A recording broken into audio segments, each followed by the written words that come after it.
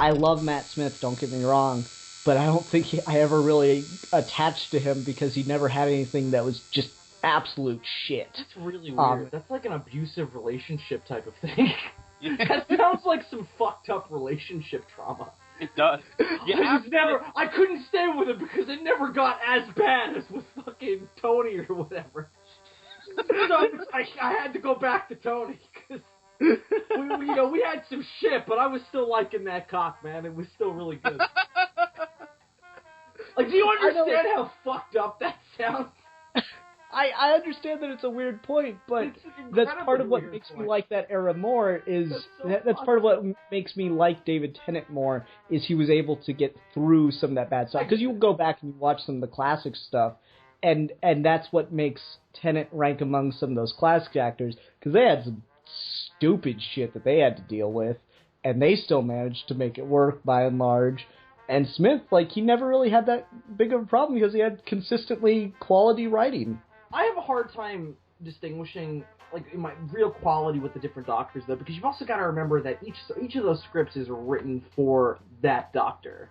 Yeah. Mm-hmm. So they're written with those distinctions. It's not exactly fair, I would say.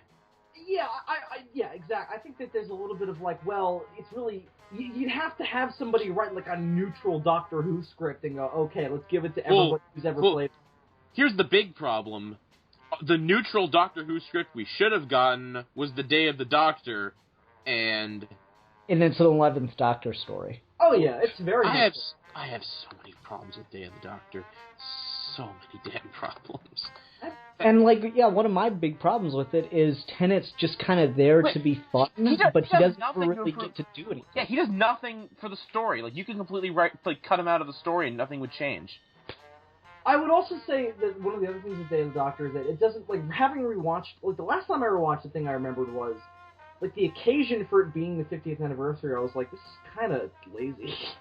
That's the thing with the 50th. It's like, that episode screamed to me wasted potential, because there's so much you could have done to connect it more to a 50th anniversary. Like, 'cause I remember reading somewhere, I don't know if this is true or not, but apparently Moffat's original idea for the 50th, it wasn't 9 meeting 10 and 11, it wasn't, like, the War Doctor, and it wasn't 8, it was the first Doctor meeting 10 and 11.